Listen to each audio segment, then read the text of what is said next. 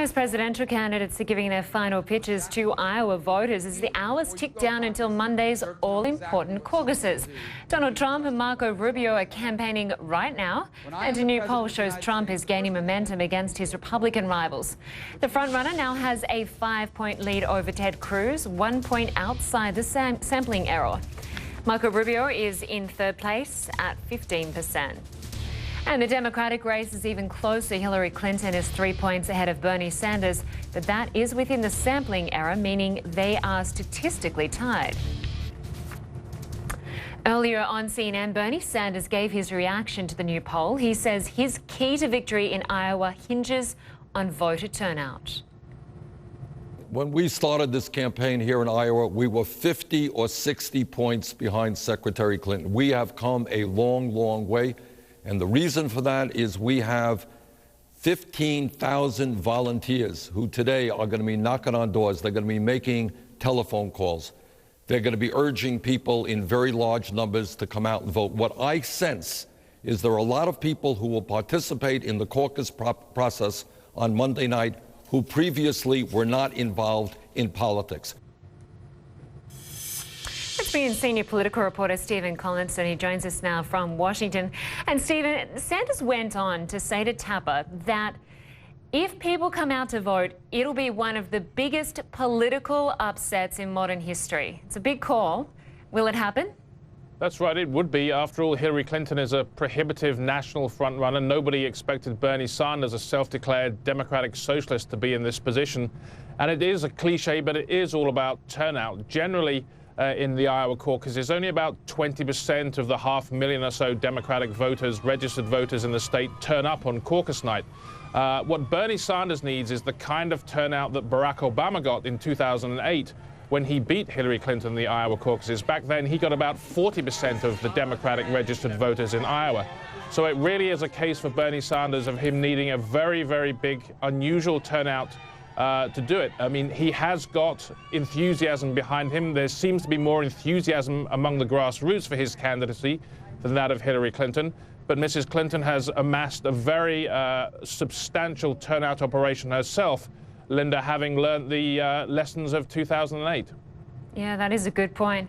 And looking at the Republican candidates, the latest polls we saw shows that Trump and Ted Cruz are very close in the polls. What are they doing today to rally voters? So what Donald Trump is doing is he's not sitting on his lead at all. He's trying to peel away any wavering evangelical Christian voters who are very important in Iowa and who tend to support Ted Cruz. He's going to church with his wife, Melania. He's appearing later on with Jerry Falwell Jr., who's a hero of the Christian right. He's a preacher, and he endorsed Donald Trump, and that was a very good thing for Donald Trump because many Christian believers doubt the depth of his faith. Cruz, for his part, is trying to draw contrast between his clear conservative ideology and the perhaps more hazy conservatism of Donald Trump. He's saying that Donald Trump, if he got the White House, would actually enshrine President Barack Obama's health care law, which is very unpopular among Republicans. Trump hit back to that accusation and called Ted Cruz a liar. So you can see tempers are really flaring between Cruz and Trump, and I think that sort of encapsulates how close this race is between them, and we're only going to find out tomorrow night how it pans out. And Stephen, of course, the actual presidential election is still about 9 months away. How crucial are these initial votes, these initial caucus votes? Well, the caucuses on Monday are not going to decide the nomination. They're not going to decide the election. What they can do is winnow down the field. I think we're going to see a number of candidates that don't do very well in Iowa and next week in New Hampshire conclude that the campaign is over for them. And I think the caucuses will tell us one big thing about Donald Trump. Is this campaign, which is based on his, ubiquitous media personality, a campaign that breaks all the normal rules of politics? Can it deliver votes? That's one thing we don't know about Donald Trump yet. He's confounded all the expectations of pundits by being in a position where he could pull off a massive political earthquake on Monday night, but we really don't know exactly how it's going to turn out and if he can deliver votes. We will be watching it closely. Stephen Collinson, thank you very much. Thanks, Linda. Well, the caucus process used by almost a dozen states can be difficult to understand for outsiders and even those actually involved. The Iowa caucuses are just a starting point that can make or break a campaign in terms of momentum. CNN politics reporter Chris Moody explains. Mitt Romney, 23%. Purple is Rick Santorum. You see the impressive nature. Barack Obama, the senator from Illinois, the junior senator from Illinois, has won the Iowa caucuses. Every 4 years, we hear all about the Iowa caucuses. It's a huge deal. It's all over the news. But what does it actually mean to win? Probably not what you think.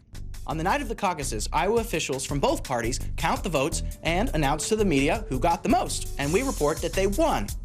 Yes. Yes, very good. Third time's a charm. Third time is the charm. Excellent flicking. But it's important to know what winning really means. You might assume that the person that wins the Iowa caucuses gets the most delegates at the convention. Not so. The Iowa caucuses are really just a straw poll. They have no bearing on delegate selection. By the time the Iowa parties actually select their delegates, it's much later in the process. Sometimes the whole primaries are already over. So, why do we care so much? There is actually a reason. The Iowa caucuses are the first electoral contest on the calendar, so it gives us an initial look at the state of the race. And winning first is a great place to start.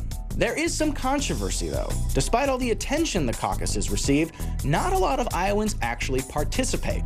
And I think there's a reason for that. Caucusing actually takes several hours, and they're usually held after work hours. But what about the people that can't make it to the caucus? Well, they can't participate.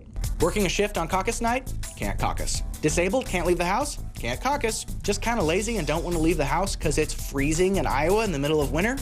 Can't be blamed. Also can't caucus, though. Now, supporters say that the process is there because it's a community event. It's people in your small town talking about politics and really engaging. And in that sense, it's pretty cool. But now, when you're watching the caucus results in February, you'll really know what we mean when we say a candidate has won.